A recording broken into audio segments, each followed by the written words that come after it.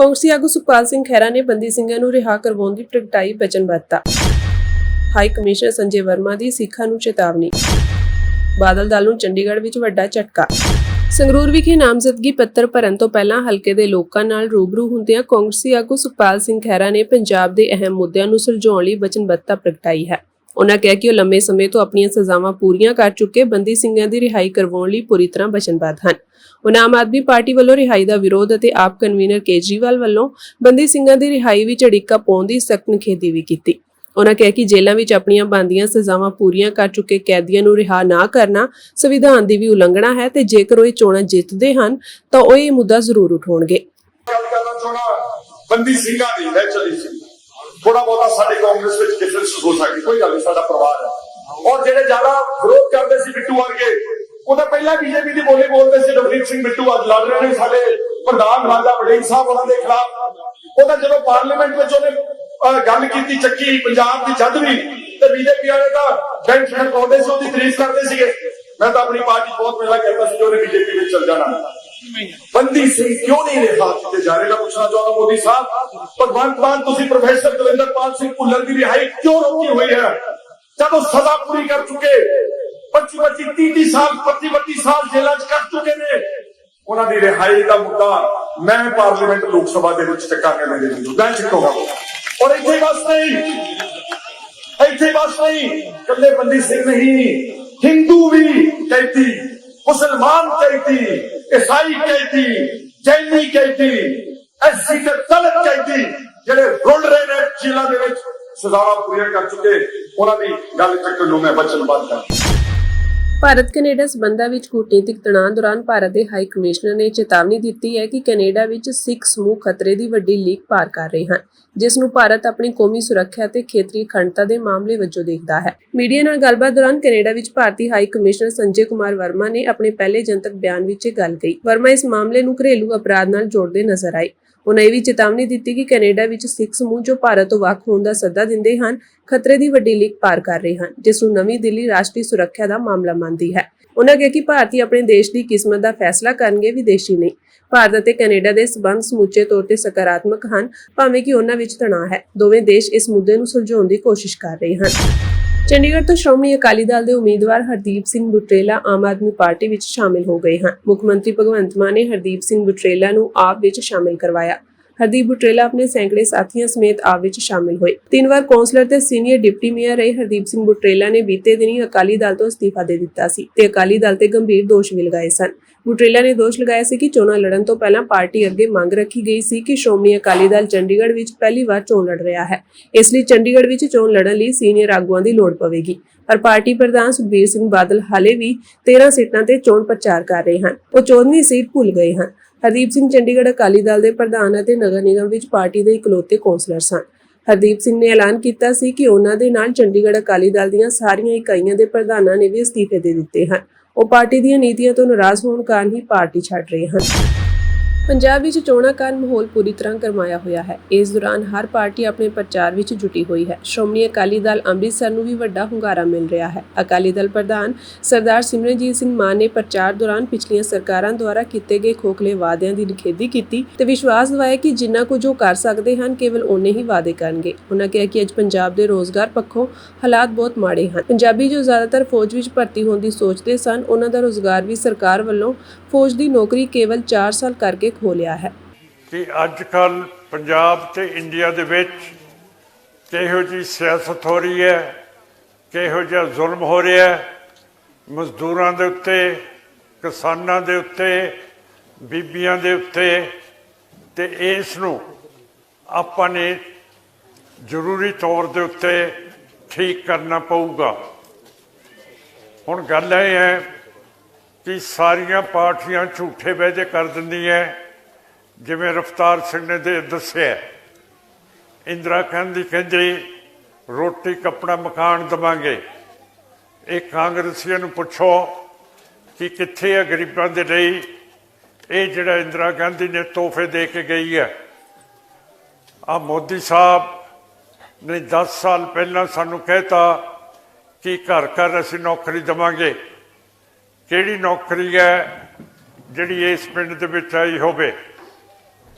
फौजी इस पिंड ਦੇ बड़े कामयाब है, पर जे इन्हां ने अपने बच्चे भर्ती करने होण, ਇਹ ਕਦੇ भी फौज ਦੇ ਵਿੱਚ नहीं भर्ती कराउणगे, क्यों करके हिंदुत्व ने हुण एक कानून बनाता है कि फौजी की जिहड़ी नौकरी है सिर्फ 4 साल की होगी।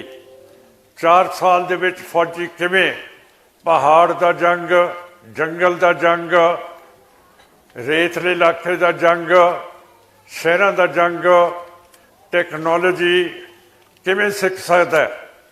ਇਹਦਾ मतलब है कि उस बेचारे 4 साल ਦੇ ट्रेनिंग ਦੇ फौजी ਨੂੰ ਸਿੱਧਾ ਦੁਸ਼ਮਣਾਂ ਦੀਆਂ ਬੰਦੂਕਾਂ ਦੇ ਅੱਗੇ ਸਾਹਮਣੇ ਕਰ ਦੇਣਗੇ ਤੇ ਉਹਨੂੰ ਚਿੱਤ ਕਰ ਦੇਣਗੇ। ਇਹ ਸਾਰੀਆਂ ਚੀਜ਼ਾਂ ਇੱਥੇ ਹੋ ਰਹੀਆਂ। बीजेपी, RSS, मोदी ਤੇ ਫਲਾਣੀ ਸਰਕਾਰ ਦੇ। ਹੁਣ ਮੋਦੀ ਸਾਹਿਬ ਕਹਿੰਦੇ ਆ ਕਿ ਜੇ ਮੈਂ ਇਲੈਕਸ਼ਨ ਜਿੱਤ ਗਿਆ, ਇੰਡੀਆ ਦਾ ਨਾਮ ਹੈ ਭਾਰਤ ਕਰ ਦੇਣਾ। ਭਾਰਤ ਤੋਂ ਬਾਅਦ ਕਹਿੰਦਾ ਇਹ ਹਿੰਦੂ ਰਾਸ਼ਟਰ ਬਣ ਜਾਊਗਾ। ਹੁਣ ਤੁਸੀਂ ਦੱਸੋ ਕਿ ਆਪਾਂ ਹਿੰਦੂ ਨਹੀਂ ਹੈ ਤੇ ਆਪਾਂ ਕਿਸੇ ਦੇ ਰਾਜ ਦੇ ਵਿੱਚ ਕਿਵੇਂ ਬਰਦਾਸ਼ਤ ਕਰਾਂਗੇ? ਜੇ ਆਪਣੇ ਭਰਾਵਾਂ ਹਿੰਦੂਆਂ ਨੂੰ ਕਹਿ ਦਈਏ ਕਿ ਖਾਲਿਸਤਾਨ ਅਸੀਂ ਮੰਗਦੇ ਹਾਂ ਤਾਂ ਕਹਿੰਦੇ ਆ ਕਿ ਤੁਸੀਂ ਤਾਂ ਦਹਿਸ਼ਤਗਰਦ ਹੋ। ਜੇ ਦਹਿਸ਼ਤਗਰਦ ਹੋ ਤਾਂ ਮੋਦੀ ਦੀ ਸਰਕਾਰ ਨੇ ਇੱਕ ਨਵੀਂ ਪਾਲਿਸੀ ਬਣਾਈ ਹੈ ਕਿ ਜਿਹੜਾ ਵੀ ਆਜ਼ਾਦੀ ਦੀ ਗੱਲ ਸਿੱਖ ਕਰੂਗਾ ਉਹਨੂੰ ਗੋਲੀ ਮਾਰ ਕੇ ਖਤਮ ਕਰ ਦੇਣਾ। ਬੇਸ਼ੱਕ ਇਸ ਮੁਲਕ ਦੇ ਵਿੱਚ ਹੋਵੇ, ਬੇਸ਼ੱਕ ਬਾਹਰ ਦੇ ਮੁਲਕਾਂ ਦੇ ਵਿੱਚ ਹੋਵੇ। ਕੈਨੇਡਾ ਦੇ ਵਿੱਚ ਹਰਦੀਪ ਸਿੰਘ ਨਿੱਜਰ ਨੂੰ ਮਰਵਾ ਦਿੱਤਾ ਹੈਗਾ, ਰਿਪੂ ਦਮਨ ਸਿੰਘ ਮਲਕ ਨੂੰ ਮਰਵਾ ਦਿੱਤਾ ਹੈਗਾ। ਫਿਰ ਸੁਖਦੂਲ ਸਿੰਘ ਨੌਜਵਾਨ ਮੁੰਡਾ ਸੀ ਮੋਗੇ ਦਾ, ਉਹਨੂੰ ਮਰਵਾਤਾ। ਬਰਤਾਨੀਆ ਦੇ ਵਿੱਚ, ਇੰਗਲੈਂਡ ਦੇ ਵਿੱਚ ਆਪਣੇ ਅਵਤਾਰ ਸਿੰਘ ਖੰਡੇ ਨੂੰ ਮਾਰ ਦਿੱਤਾ। ਪਾਕਿਸਤਾਨ ਦੇ ਵਿੱਚ ਪਰਮਜੀਤ ਸਿੰਘ ਪੰਜਵੜ ਨੂੰ ਮਾਰਤਾ, ਰੋਡੇ ਨੂੰ ਮਾਰਤਾ। ਤੇ ਇੱਥੇ ਹਰਿਆਣੇ ਦੇ ਵਿੱਚ ਆਪਣੇ ਵਿੱਚੋਂ ਗਿਆ ਦੀਪ ਸਿੰਘ ਸਿੱਧੂ ਨੂੰ ਮਰਵਾਤਾ ਤੇ ਨਾਲ ਲੱਗਦੇ ਮਾਨਸਾ ਦੇ ਵਿੱਚ ਮੂਸੇਵਾਲ ਨੂੰ ਮਰਵਾ ਦਿੱਤਾ। ਸੋ ਮੇਰਾ ਮਤਲਬ ਹੈ ਕਿ ਸਿੱਧੀਆਂ ਬੰਦੂਕਾਂ ਤੇ ਨਿਸ਼ਾਨੇ ਅੱਜ ਬੀਜੇਪੀ ਤੇ RSS ਸਰਕਾਰ ਨੇ ਸਾਡੇ ਸਿੱਖਾਂ ਦੇ ਉੱਤੇ ਤਾਣ ਲਈ ਹੈ।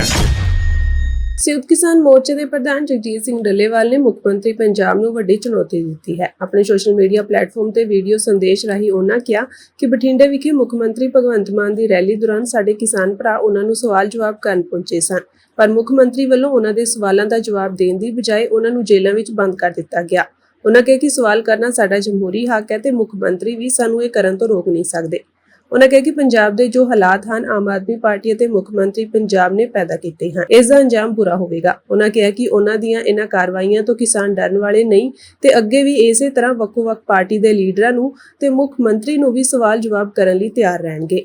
ਅੱਜ ਤੁਸੀਂ ਸਾਰਿਆਂ ਨੇ ਚੈਨਲਾਂ ਤੇ ਚੱਲ ਰਹੀਆਂ ਖਬਰਾਂ ਦੇਖ ਲਈਆਂ ਹੋਣਗੀਆਂ ਕਿ ਬਠਿੰਡੇ ਦੇ ਅੰਦਰ ਪੰਜਾਬ ਦੇ ਮੁੱਖ ਮੰਤਰੀ ਭਗਵੰਤ ਮਾਨ ਨੇ ਆਉਣਾ ਸੀ ਤੇ ਸਾਡੇ ਕੁਝ ਕਿਸਾਨਾਂ ਨੇ ਸਵਾਲ ਕਰਨੇ ਸੀ ਔਰ ਉਹਨਾਂ ਸਵਾਲਾਂ ਦੇ ਜਵਾਬ ਨਾ ਦੇ ਸਕਣ ਕਾਰਨ ਕਿਸਾਨ ਚੱਕ ਕੇ ਥਾਣਿਆਂ ਦੇ ਵਿੱਚ ਡਿਟੇਨ ਕੀਤੇ, ਵੱਖ-ਵੱਖ ਥਾਣਿਆਂ 'ਚ ਫੜ ਕੇ ਸਾਡੇ ਸੈਂਕੜੇ ਕਿਸਾਨ ਇਹਨਾਂ ਨੇ ਅਰੈਸਟ ਕਰਕੇ ਬਿਠਾਏ ਹੋਏ ਨੇ। ਹੁਣ ਸਵਾਲ ਇੱਥੇ ਆ ਕੇ ਖੜਦਾ ਹੈ ਕਿ ਜਦੋਂ ਸਾਡੇ ਤੁਸੀਂ ਰਾਜ ਕੀਤਾ, ਸਾਥੋਂ ਵੋਟਾਂ ਲਈਆਂ, ਤੁਸੀਂ ਝੂਠ ਬੋਲਦੇ ਹੋ ਕਿ ਅਸੀਂ ਪੰਜਾਬ ਦੇ, ਅਸੀਂ ਪੰਜਾਬ ਪੱਖੀ ਹਾਂ। ਫਿਰ ਲੋਕਾਂ ਨੇ ਤੁਹਾਡੇ ਸਵਾਲ ਪੁੱਛਣਗੇ ਕਿ ਜਿਸ ਦਿਨ ਸ਼ੁਭਕਰਨ ਦੀ ਮੌਤ ਹੁੰਦੀ ਹੈ, ਜਿਸ ਤਰ੍ਹਾਂ ਦੇ ਇੰਜੈਕਟਰ ਮੋਟਾਰ ਉੱਥੇ ਚੱਲੇ, ਉੱਥੇ ਵਰਤੇ ਗਏ, ਉਹ ਤੁਹਾਡੇ ਟੇਬਲ ਤੇ ਰੱਖੇ ਗਏ। ਮੁੱਖ ਮੰਤਰੀ ਜੀ, ਪੰਜਾਬ ਸਰਕਾਰ ਦੇ ਤੁਸੀਂ ਪੰਜਾਬ ਦੇ ਮਾਲਕ ਸੀ, ਮੁਖੀ ਸੀ, ਤੁਹਾਡੀ ਜ਼ਿੰਮੇਵਾਰੀ ਬਣਦੀ ਸੀ ਕਿ ਖੁਦ ਉਹਦੇ ਤੇ ਐਕਸ਼ਨ ਲੈਂਦੇ ਕਿ ਹਰਿਆਣਾ ਪੁਲਿਸ ਨੇ ਇਹ ਜਿਹੜੇ ਹਥਿਆਰ ਸਾਡੇ ਲੋਕਾਂ ਦੇ ਵਰਤੇ ਆ, ਇਹ ਗੈਰ ਮਨੁੱਖੀ ਨੇ, ਇਹ ਨਹੀਂ ਵਰਤਣੇ ਚਾਹੀਦੇ ਸੀ। ਪੰਜਾਬ ਦੀ ਪਹਿਰੇਦਾਰੀ ਕਰਨਾ ਉੱਥੇ ਫਰਜ਼ ਬਣਦਾ ਸੀ ਤੁਹਾਡਾ, ਤੁਸੀਂ ਨਹੀਂ ਕੀਤੀ। ਸਵਾਲ ਤਾਂ ਪੁੱਛਦੇ ਨੇ ਲੋਕ। ਅਗਲਾ ਗੱਲ, ਇੱਥੇ ਟਰੈਕਟਰ ਟੁੱਟੇ, ਤੁਸੀਂ ਸਾਡੇ ਉਸ ਨਾ ਟਰੈਕਟਰ ਟੁੱਟਿਆਂ ਦੀ ਅੱਜ ਤੱਕ ਸਾਰ ਤੱਕ ਨਹੀਂ ਲਈ। ਇਹ ਸਵਾਲ ਪੁੱਛਣਗੇ ਲੋਕ। ਘੱਟੋ ਘੱਟ FIR ਤਾਂ ਕੱਟੀ ਜਾਂਦੀ, ਤੁਸੀਂ FIR ਤੱਕ ਨਹੀਂ ਕੱਟੀ ਸਾਡੇ ਟਰੈਕਟਰਾਂ ਦੀ, ਤਾਂ ਫਿਰ ਸਵਾਲ ਤਾਂ ਪੁੱਛਣਗੇ ਲੋਕ। ਇਦੋਂ ਵੀ ਗਾਹਾਂ ਤੁਸੀਂ ਐਲਾਨ ਕਰਤਾ ਸਾਡੇ ਨੌਜਵਾਨ ਸ਼ੁਭਕਰਨ ਦੀ ਸ਼ਹਾਦਤ ਤੋਂ ਬਾਅਦ ਕਿ 1 ਕਰੋੜ ਰੁਪਏ ਦੀ ਸਹਾਇਤਾ ਦੇਵਾਂਗੇ, ਮਾਇਕ ਬੇਟੀ ਨੂੰ ਉਹਨਾਂ ਦੀ ਭੈਣ ਨੂੰ ਨੌਕਰੀ ਦੇਵਾਂਗੇ। ਲੇਕਿਨ ਅੱਜ ਤੱਕ ਜੇਕਰ ਇਹਨੂੰ ਦੇਖਿਆ ਜਾਏ, ਅੱਜ ਕਿਹਾ ਜਾ ਰਿਹਾ ਤੁਹਾਡੇ ਵੱਲੋਂ ਤੇ ਤੁਹਾਡੇ ਅਮਲੇ ਫੈਲੇ ਵੱਲੋਂ, ਲੋ ਜੀ code of conduct the matter ਆ ਗਿਆ। ਪਰ ਮੈਂ ਪੁੱਛਣਾ ਚਾਹਣਾ ਹੈ ਕਿ ਸ਼ੁਭਕਰਨ ਦੀ ਡੈਥ ਤੋਂ ਬਾਅਦ ਉਹਨਾਂ ਦਾ ਜੋ ਭੋਗ ਪਿਆ ਉਹ 4 ਤਰੀਕ ਨੂੰ ਪੈ ਗਿਆ ਸੀ, 4 ਮਾਰਚ ਨੂੰ। 4 ਮਾਰਚ ਤੋਂ ਲੈ ਕੇ 16 ਮਾਰਚ ਨੂੰ ਜਾ ਕੇ ਚੋਣ ਜ਼ਾਬਤਾ ਲਾਗੂ ਹੁੰਦਾ ਹੈ। ਉਦੋਂ ਤੱਕ ਤੁਹਾਡੀ ਸਰਕਾਰ ਕੀ ਕਰਦੀ ਰਹੀ ਹੈ? ਤੁਸੀਂ ਗੋਂਗਲੂਆਂ ਤੋਂ ਮਿੱਟੀ ਝਾੜਦੇ ਰਹੇ ਹੋ। ਇਹ ਉਸੇ ਨੂੰ ਪੁੱਛਣਗੇ ਲੋਕ ਕਿ ਤੁਸੀਂ ਉਹ ਲੋਕਾਂ ਨਾਲ ਕੀਤਾ ਵਾਅਦਾ ਪੂਰਾ ਕਿਉਂ ਨਹੀਂ ਕੀਤਾ। ਸੋ ਇਸ ਕਰਕੇ ਇਹ ਸਵਾਲ ਪੁੱਛਦੇ ਨੇ ਸਾਡੇ ਲੋਕ। ਤਾਂ ਅੱਜ ਉੱਥੇ ਸਾਡੇ ਜਿਹੜੇ ਨੌਜਵਾਨਾਂ ਨੂੰ, ਸਾਡੇ ਕਿਸਾਨਾਂ ਨੂੰ ਗ੍ਰਿਫਤਾਰ ਕੀਤਾ ਅਤੀ ਨਿੰਦਣਯੋਗ ਹੈ। ਔਰ ਭਰਾਵੋ ਲੋਕੋ ਸਮਝ ਲਓ ਇਸ ਗੱਲ ਨੂੰ ਕਿ ਸਾਫ਼ ਹੋ ਗਿਆ, ਜਿਹੜੇ ਭਗਵੰਤ ਮਾਨ ਜਾਂ ਆਮ ਆਦਮੀ ਪਾਰਟੀ ਇਹ ਦਮਗਜੇ ਮਾਰਦੀ ਹੈ ਕਿ ਅਸੀਂ ਪੰਜਾਬੀ ਹਾਂ, ਅਸੀਂ ਪੰਜਾਬ ਦੇ ਲੋਕਾਂ ਦੇ ਨਾਲ ਹਾਂ, ਅਸੀਂ ਕਿਸਾਨਾਂ ਦੇ ਨਾਲ ਹਾਂ, ਕਹਿਣ ਨੂੰ ਚੈਨਲਾਂ ਦੇ ਉੱਤੇ ਬੜੇ ਦਮਗਜੇ ਮਾਰਦੇ ਨੇ, ਵਿਖਾਉਂਦੇ ਨੇ ਲੋਕਾਂ ਨੂੰ ਡਰਾਮਾ ਕਰਕੇ ਕਿ ਲੋਕਾਂ ਨੂੰ ਪਤਾ ਲੱਗੇ ਕਿ ਮੈਂ ਆਪਦੇ ਪੰਜਾਬ ਦੇ ਨਾਲ ਹਾਂ। ਪਰ ਕੀਤਾ ਖੁਦ ਵੀ ਕੁਛ ਨਹੀਂ। ਸਾਡੇ ਲੋਕਾਂ ਦੇ ਉੱਤੇ ਮੋਟਾਰ ਚਲਾਇਆ, ਕੱਖ ਨਹੀਂ ਕੀਤਾ। ਸਾਡੇ ਟਰੈਕਟਰ ਤੋੜੇ, ਕੱਖ ਨਹੀਂ ਕੀਤਾ। ਸਾਡਾ 433 ਕਿਸਾਨ ਜ਼ਖਮੀ ਕੀਤੇ, ਕੁਛ ਨਹੀਂ ਕੀਤਾ। ਸ਼ੁਭਕਰਨ ਦੀ FIR ਕਰਾਉਣ ਵਾਸਤੇ ਸਾਨੂੰ 6 ਦਿਨ ਡੈੱਡ ਬੋਡੀ ਰੱਖਣੀ ਪਈ, ਫਿਰ ਜਾ ਕੇ ਉਹ ਕਾਰਵਾਈ ਹੁੰਦੀ ਹੈ। ਹੁਣ ਮੈਂ ਉਸ ਤੋਂ ਅਗਲੀ ਗੱਲ ਕਰਨੀ ਚਾਹਣਾ ਹੈ ਕਿ ਦੋਸਤੋ ਥੋੜਾ ਜਿਹਾ ਤਕੜੇ ਹੋ ਕੇ ਹੰਬਲਾ ਮਾਰੋ। ਇਹਨਾਂ ਸਾਰਿਆਂ ਨੂੰ ਪੁੱਛੋ, ਇਹ ਸਾਡਾ ਵਿਰੋਧ ਕਰਨਾ ਕਿਸੇ ਦਾ ਕੋਈ ਮਤਲਬ ਨਹੀਂ। ਲੇਕਿਨ ਇੱਕ ਜ਼ਰੂਰ ਆ ਗੱਲ ਕਿ ਘੱਟੋ ਘੱਟ ਅਗਰ ਪੋਲੀਟੀਕਲ ਲੋਕਾਂ ਨੂੰ ਤੁਸੀਂ ਅੱਜ ਸਵਾਲ ਕਰੋਗੇ, ਗੱਲ ਪੁੱਛੋਗੇ, ਤਾਂ ਇਹਨਾਂ ਦੇ ਅੰਦਰ ਇਹ ਗੱਲ ਜਿਹੜੀ ਘਰ ਕਰੀ ਬੈਠੀ ਹੈ ਕਿ ਸਾਨੂੰ ਤਾਂ ਲੋਕ ਸ਼ਾਇਦ ਮੇਵੇ ਖਵਾਉਣਗੇ ਗਿਆਨ ਨੂੰ, ਸਾਨੂੰ ਤਾਂ ਲੋਕ ਆਹੀ ਵੋਟਾਂ ਪਾ ਦੇਣਗੇ। ਉਹ ਜਿਹੜੀ ਗੱਲ ਇਹਨਾਂ ਦੇ ਅੰਦਰੋਂ ਕੱਢੀਏ, ਤਕੜੇ ਹੋ ਕੇ ਇਹਨਾਂ ਨੂੰ ਪਤਾ ਲੱਗੇ ਕਿ ਲੋਕ ਸਵਾਲ ਵੀ ਕਰਨ ਜਾਣਦੇ ਨੇ, ਸਵਾਲ ਵੀ ਕਰਨਗੇ। ਪੰਜਾਬ ਦੇ ਮੁੱਖ ਮੰਤਰੀ ਭਗਵੰਤ ਮਾਨ ਪੂਰਬੀ ਅਤੇ ਦੱਖਣੀ ਦਿੱਲੀ ਲੋਕ ਸਭਾ ਸੀਟਾਂ ਤੋਂ ਆਮ ਆਦਮੀ ਪਾਰਟੀ ਦੇ ਉਮੀਦਵਾਰਾਂ ਲਈ 11 ਮਈ ਨੂੰ ਰੋਡ ਸ਼ੋਅ ਕਰਨਗੇ। ਪਾਰਟੀ ਨੇ ਵੀਰਵਾਰ ਨੂੰ ਇਹ ਜਾਣਕਾਰੀ ਸਾਂਝੀ ਕੀਤੀ ਹੈ। ਦਿੱਲੀ ਵਿੱਚ ਲੋਕ ਸਭਾ ਚੋਣਾਂ ਦੇ 6ਵੇਂ ਪੜਾਅ ਵਿੱਚ 25 ਮਈ ਨੂੰ ਵੋਟਾਂ ਪੈਣਗੀਆਂ। ਵੋਟਾਂ ਦੀ ਗਿਣਤੀ 4 ਜੂਨ ਨੂੰ ਹੋਵੇਗੀ। ਪੂਰਬੀ ਦਿੱਲੀ ਤੋਂ ਆਮ ਆਦਮੀ ਪਾਰਟੀ ਦੇ ਉਮੀਦਵਾਰ ਕੁਲਦੀਪ ਕੁਮਾਰ ਅਤੇ ਦੱਖਣੀ ਦਿੱਲੀ ਤੋਂ ਭਗਵੰਤ ਮਾਨ ਸਾਹੀ ਰਾਮ ਪਹਿਲਵਾਨ ਲਈ ਵੋਟਾਂ ਮੰਗਣਗੇ। ਪਾਰਟੀ ਦੇ ਇੱਕ ਨੇਤਾ ਨੇ ਦੱਸਿਆ ਕਿ ਮੁੱਖ ਮੰਤਰੀ ਭਗਵੰਤ ਮਾਨ ਦੋਵਾਂ ਲੋਕ ਸਭਾ ਹਲਕਿਆਂ ਵਿੱਚ ਰੋਡ ਸ਼ੋਅ ਕਰਨਗੇ। ਕਾਂਗਰਸ ਅਤੇ ਆਪ ਵਿਚਾਲੇ ਸੀਟਾਂ ਦੀ ਵੰਡ ਦੇ ਸਮਝੌਤੇ ਤਹਿਤ ਕਾਂਗਰਸ ਨੇ ਦਿੱਲੀ ਦੀਆਂ 3 ਲੋਕ ਸਭਾ ਸੀਟਾਂ ਤੇ ਆਪਣੇ ਉਮੀਦਵਾਰ ਖੜੇ ਕੀਤੇ ਹਨ, ਜਦਕਿ ਆਮ ਆਦਮੀ ਪਾਰਟੀ ਬਾਕੀ 4 ਸੀਟਾਂ ਤੇ ਚੋਣ ਲੜ ਰਹੀ ਹੈ। ਦਿੱਲੀ ਵਿੱਚ ਕੁੱਲ 7 ਲੋਕ ਸਭਾ ਸੀਟਾਂ ਹਨ। ਪੰਜਾਬ ਦੀਆਂ 13 ਲੋਕ ਸਭਾ ਸੀਟਾਂ ਤੇ ਨਾਮਜ਼ਦਗੀ ਭਰਨ ਦੇ ਦੂਜੇ ਦਿਨ ਕਾਂਗਰਸ ਪਾਰਟੀ ਦੇ ਉਮੀਦਵਾਰ ਸੁਖਪਾਲ ਸਿੰਘ ਖਹਿਰਾ ਤੇ ਡਾਕਟਰ ਗਾਂਧੀ ਸਣੇ 20 ਉਮੀਦਵਾਰਾਂ ਵੱਲੋਂ 22 ਨਾਮਜ਼ਦਗੀ ਪੱਤਰ ਦਾਖਲ ਕੀਤੇ ਗਏ ਹਨ। ਸੁਖਪਾਲ ਸਿੰਘ ਖਹਿਰਾ ਨੇ ਲੋਕ ਸਭਾ ਹਲਕਾ ਸੰਗਰੂਰ ਅਤੇ ਡਾਕਟਰ ਧਰਮਵੀਰ ਗਾਂਧੀ ਨੇ ਲੋਕ ਸਭਾ ਹਲਕਾ ਪਟਿਆਲਾ ਤੋਂ ਨਾਮਜ਼ਦਗੀ ਪੱਤਰ ਦਾਖਲ ਕੀਤੇ ਹਨ। ਪ੍ਰਾਪਤ ਜਾਣਕਾਰੀ ਅਨੁਸਾਰ ਸੰਗਰੂਰ ਤੋਂ 5, ਅੰਮ੍ਰਿਤਸਰ, ਪਟਿਆਲਾ ਤੇ ਲੁਧਿਆਣਾ ਤੋਂ 3-3 ਉਮੀਦਵਾਰਾਂ ਨੇ ਨਾਮਜ਼ਦਗੀ ਪੱਤਰ ਦਾਖਲ ਕੀਤੇ ਹਨ। ਫਰੀਦਕੋਟ ਤੋਂ 2, ਗੁਰਦਾਸਪੁਰ, ਜਲੰਧਰ, ਅਨੰਦਪੁਰ ਸਾਹਿਬ ਅਤੇ ਫਤਿਹਗੜ੍ਹ ਸਾਹਿਬ ਤੋਂ 1-1 ਉਮੀਦਵਾਰ ਨੇ ਨਾਮਜ਼ਦਗੀ ਪੱਤਰ ਦਾਖਲ ਕੀਤਾ। ਦਿੱਲੀ ਹਾਈਕੋਰਟ ਨੇ ਸਾਬਕਾ ਉਪ ਮੁੱਖ ਮੰਤਰੀ ਮਨੀਸ਼ ਸਿਸੋਦੀਆ ਵੱਲੋਂ ਭ੍ਰਿਸ਼ਟਾਚਾਰ ਤੇ ਮਨੀ ਲਾਂਡਰਿੰਗ ਕੇਸਾਂ ਵਿੱਚ ਦਾਇਰ ਜ਼ਮਾਨਤ ਅਰਜ਼ੀਆਂ ਤੇ ਈਡੀ ਤੇ ਸੀਬੀਆਈ ਨੂੰ ਸੋਮਵਾਰ ਤੱਕ ਜਵਾਬ ਦਾਖਲ ਕਰਨ ਦੀ ਹਦਾਇਤ ਕੀਤੀ ਹੈ। ਜਸਟਿਸ ਸਵਰਨਕਾਂਤ ਸ਼ਰਮਾ ਨੇ 3 ਮਈ ਨੂੰ ਦੋਵਾਂ ਏਜੰਸੀਆਂ ਨੂੰ ਨੋਟਿਸ ਜਾਰੀ ਕਰਦਿਆਂ 8 ਮਈ ਤੱਕ ਜਵਾਬ ਦਾਖਲ ਕਰਨ ਲਈ ਕਿਹਾ ਸੀ। ਈਡੀ ਤੇ ਸੀਬੀਆਈ ਵੱਲੋਂ ਪੇਸ਼ ਵਕੀਲਾਂ ਨੇ ਅੱਜ ਕੋਰਟ ਨੂੰ ਦੱਸਿਆ ਕਿ ਉਹਨਾਂ ਨੂੰ ਜਵਾਬ ਦਾਖਲ ਕਰਨ ਲਈ ਅਜੇ ਹੋਰ ਸਮੇਂ ਦੀ ਲੋੜ ਹੈ। ਸਿਸੋਦੀਆ ਦੇ ਵਕੀਲ ਨੇ ਹਾਲਾਂਕਿ ਏਜੰਸੀਆਂ ਦੀ ਇਸ ਅਪੀਲ ਦਾ ਵਿਰੋਧ ਕਰਦਿਆਂ ਕਿਹਾ ਕਿ ਈਡੀ ਤੇ ਸੀਬੀਆਈ ਨੇ ਸੁਪਰੀਮ ਕੋਰਟ ਨੂੰ ਯਕੀਨ ਦਿਵਾਇਆ ਸੀ ਕਿ ਕੇਸ ਦਾ ਟ੍ਰਾਇਲ 6 ਮਹੀਨਿਆਂ ਵਿੱਚ ਪੂਰਾ ਹੋ ਜਾਵੇਗਾ। ਅਗਲੀ ਸੁਣਵਾਈ 14 ਮਈ ਲਈ ਨਿਰਧਾਰਿਤ ਕੀਤੀ ਗਈ ਹੈ। ਪਾਕਿਸਤਾਨ ਦੇ ਸਾਬਕਾ ਪ੍ਰਧਾਨ ਮੰਤਰੀ ਇਮਰਾਨ ਖਾਨ ਦੀ ਪਤਨੀ ਬੁਸ਼ਰਾ ਬੀਬੀ ਨੂੰ ਵੱਡੀ ਕਾਨੂੰਨੀ ਜਿੱਤ ਮਿਲੀ ਹੈ। ਦੇਸ਼ ਦੇ ਇੱਕ ਹਾਈ ਕੋਰਟ ਨੇ ਅੱਜ ਇਹ ਹੁਕਮ ਜਾਰੀ ਕਰਕੇ ਕਿਹਾ ਹੈ ਕਿ ਬੁਸ਼ਰਾ ਨੂੰ ਅਡਿਆਲਾ ਜੇਲ੍ਹ ਵਿੱਚ ਤਬਦੀਲ ਕੀਤਾ ਜਾਵੇ, ਜਿੱਥੇ ਇਮਰਾਨ ਖਾਨ ਸਜ਼ਾ ਕੱਟ ਰਹੇ ਹਨ। ਇਸਲਾਮਾਬਾਦ ਜਵਾਬਦੇਹੀ ਅਦਾਲਤ ਵੱਲੋਂ ਤੋਸ਼ਾਖਾਨਾ ਮਾਮਲੇ ਵਿੱਚ ਬੀਬੀ ਬੁਸ਼ਰਾ ਅਤੇ ਖਾਨ ਨੂੰ 14 ਸਾਲ ਦੀ ਸਜ਼ਾ ਸੁਣਾਏ ਜਾਣ ਤੋਂ ਬਾਅਦ ਇਸ ਸਾਲ 31 ਜਨਵਰੀ ਨੂੰ ਬੁਸ਼ਰਾ ਬੀਬੀ ਨੂੰ ਗ੍ਰਿਫਤਾਰ ਕੀਤਾ ਗਿਆ ਸੀ। ਬਸਪਾ ਸੁਪਰੀਮੋ ਮਾਇਆਵਤੀ ਨੇ ਕਿਹਾ ਹੈ ਕਿ ਦੇਸ਼ ਵਿੱਚ ਆਜ਼ਾਦ ਅਤੇ ਨਿਰਪੱਖ ਚੋਣਾਂ ਹੋਣ ਤੇ ਸੱਤਾਧਾਰੀ ਭਾਜਪਾ ਦਾ ਮੁੜ ਤੋਂ ਸੱਤਾ ਵਿੱਚ ਚੋਣਾਂ ਮੁਸ਼ਕਿਲ ਹੋਵੇਗਾ। ਮਾਇਆਵਤੀ ਨੇ ਇੱਥੇ ਇੱਕ ਚੋਣ ਰੈਲੀ ਨੂੰ ਸੰਬੋਧਨ ਕਰਦਿਆਂ ਕਿਹਾ ਕਿ ਲੰਮੇ ਸਮੇਂ ਤੱਕ ਕੇਂਦਰ ਅਤੇ ਦੇਸ਼ ਦੇ ਹੋਰ ਸੂਬਿਆਂ ਵਿੱਚ ਕਾਂਗਰਸ ਦੀ ਸਰਕਾਰ ਰਹੀ, ਪਰ ਉਸ ਦੀਆਂ ਗਲਤ ਨੀਤੀਆਂ ਕਾਰਨ ਉਸ ਨੂੰ ਸੱਤਾ ਵਿੱਚੋਂ ਬੇਦਖਲ ਹੋਣਾ ਪਿਆ। ਉਹਨਾਂ ਕਿਹਾ ਕਿ ਪਿਛਲੇ ਕੁਝ ਸਾਲਾਂ ਤੋਂ ਭਾਜਪਾ ਤੇ ਉਸ ਦੇ ਸਹਿਯੋਗੀ ਦਲ ਕੇਂਦਰ ਅਤੇ ਕਈ ਸੂਬਿਆਂ ਦੀ ਸੱਤਾ ਤੇ ਕਾਬਜ਼ ਹਨ, ਪਰ ਇਸ ਦੀ ਕਥਨੀ ਤੇ ਕਰਨੀ ਵਿੱਚ ਫਰਕ ਕਾਰਨ ਹੁਣ ਅਜਿਹਾ ਲੱਗਦਾ ਹੈ ਕਿ ਇਸ ਵਾਰ ਭਾਜਪਾ ਦੀ ਕੇਂਦਰ ਦੀ ਸੱਤਾ ਵਿੱਚ ਵਾਪਸੀ ਸੌਖੀ ਨਹੀਂ ਹੋਣ ਵਾਲੀ, ਬਸ਼ਰਤੇ ਜੇਕਰ ਇਹ ਚੋਣਾਂ ਇਸ ਵਾਰ ਆਜ਼ਾਦ ਅਤੇ ਨਿਰਪੱਖ ਹੁੰਦੀਆਂ ਹਨ ਅਤੇ ਆਮ ਚਰਚਾ ਅਨੁਸਾਰ VOTING ਮਸ਼ੀਨਾਂ ਦੀ ਕੋਈ ਗੜਬੜੀ ਨਹੀਂ ਕੀਤੀ ਜਾਂਦੀ।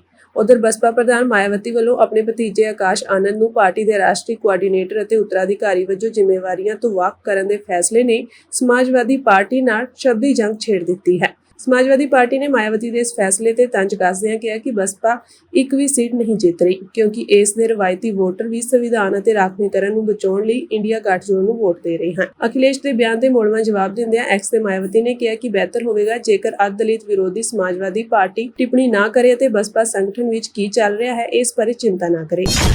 ਪੱਛਮੀ ਬੰਗਾਲ ਦੀ ਮੁੱਖ ਮੰਤਰੀ ਅਤੇ ਤ੍ਰਿਣਮੂਲ ਕਾਂਗਰਸ ਸੁਪਰੀਮੋ ਮਮਤਾ ਬੈਨਰਜੀ ਨੇ ਦੋਸ਼ ਲਾਇਆ ਕਿ ਭਾਜਪਾ ਲੋਕਾਂ ਨੂੰ ਪੈਸੇ ਦੇ ਕੇ ਉਹਨਾਂ ਦੀਆਂ ਵੋਟਾਂ ਖਰੀਦ ਰਹੀ ਹੈ। ਤ੍ਰਿਣਮੂਲ ਕਾਂਗਰਸ ਉਮੀਦਵਾਰ ਮਿਤਾਲੀ ਬਾਗ ਦੇ ਸਮਰਥਨ ਵਿੱਚ ਆਰਮਬਾਗ ਵਿੱਚ ਰੈਲੀ ਨੂੰ ਸੰਬੋਧਨ ਕਰਦਿਆਂ ਮਮਤਾ ਨੇ ਦੋਸ਼ ਲਾਇਆ ਕਿ ਭਾਜਪਾ ਵੋਟ ਖਰੀਦਣ ਲਈ ਲੋਕਾਂ ਨੂੰ 5,000 ਰੁਪਏ, 10,000 ਰੁਪਏ ਅਤੇ 15,000 ਰੁਪਏ ਤੱਕ ਦੇ ਰਹੀ ਹੈ। ਉਹਨਾਂ ਕਿਹਾ ਕਿ ਭਾਜਪਾ ਦੇ ਮੌਜੂਦਾ ਆਗੂ ਪੁਰਾਣੇ ਸਮੇਂ ਦੇ CPI ਦੇ ਸਮਾਜ ਵਿਰੋਧੀ ਲੋਕਾਂ ਵਾਂਗ ਹਨ।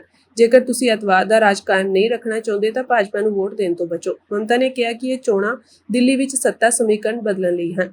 ਉਹਨਾਂ ਕਿਹਾ ਕਿ ਦਿੱਲੀ ਵਿੱਚ ਇਹ ਸੱਤਾ ਸਮੀਕਰਨ ਨੂੰ ਬਦਲਣਾ ਪਵੇਗਾ ਤੇ ਬਦਲਾਅ ਲਿਆਉਣਾ ਪਵੇਗਾ। ਤ੍ਰਿਣਮੂਲ ਕਾਂਗਰਸ ਪ੍ਰਧਾਨ ਨੇ ਕਿਹਾ ਕਿ ਭਾਜਪਾ ਦੀ ਪੱਛਮੀ ਬੰਗਾਲ ਦੇ ਲੋਕਾਂ ਨੂੰ ਬਦਨਾਮ ਕਰਨ ਦੀ ਆਦਤ ਹੈ। ਉਹਨਾਂ ਕਿਹਾ ਕਿ ਦੇਖੋ ਉਹਨਾਂ ਕਿਵੇਂ ਸੰਦੇਸ਼ ਖਲੀ ਦੀਆਂ ਮਹਿਲਾਵਾਂ ਨੂੰ ਜਬਰ ਜਨਾਹ ਦੇ ਝੂਠੇ ਦੋਸ਼ ਲਗਾਉਣ ਲਈ ਪੈਸੇ ਦੇ ਕੇ ਉਹਨਾਂ ਦਾ ਅਪਮਾਨ ਕੀਤਾ ਹੈ।